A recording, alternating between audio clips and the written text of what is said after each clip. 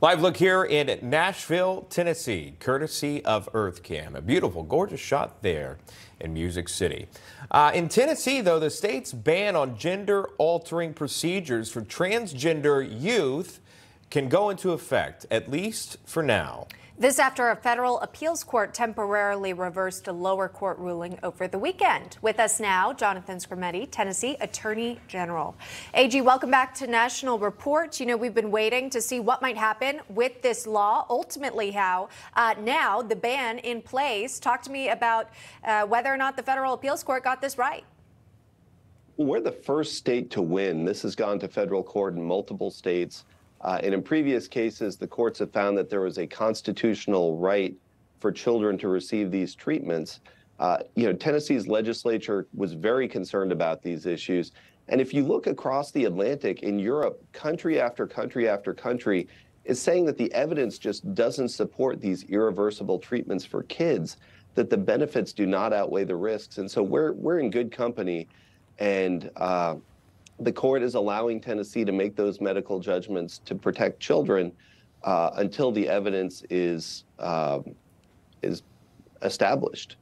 But there will be a full appeals review. Is that correct? Is there any chance that this would be overturned?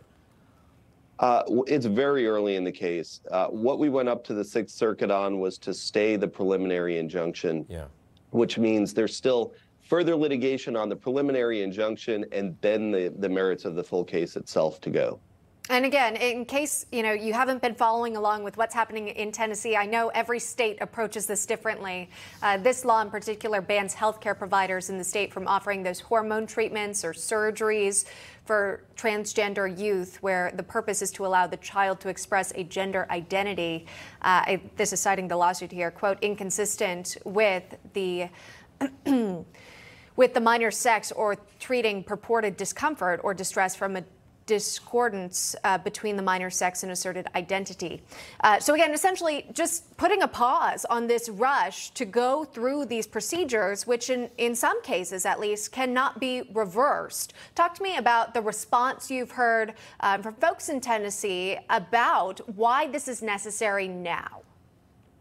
There are a lot of people who are concerned that the numbers have just flown up, that this is being overdiagnosed, that people with other mental health issues are being funneled into a gender dysphoria treatment regime.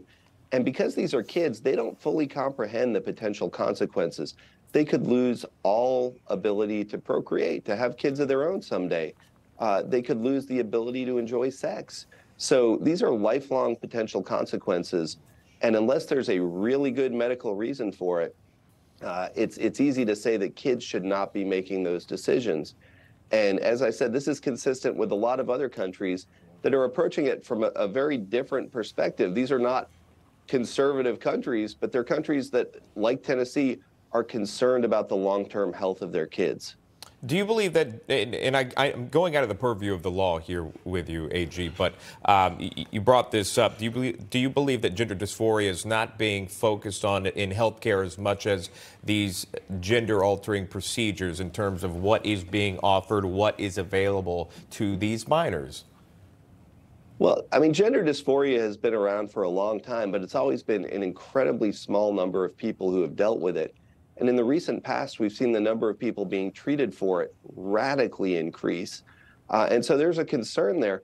You know, the studies before things got politicized showed that a lot of kids would outgrow their gender confusion feelings through puberty.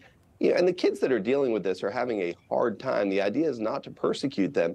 It's to protect them from making an irreversible decision that's going to hurt them a lot more than it's going to help them. All right, that is AG Jonathan Skrmetti joining us live on that. We appreciate that there in Tennessee, keeping us updated with the very latest. Thank you, AG.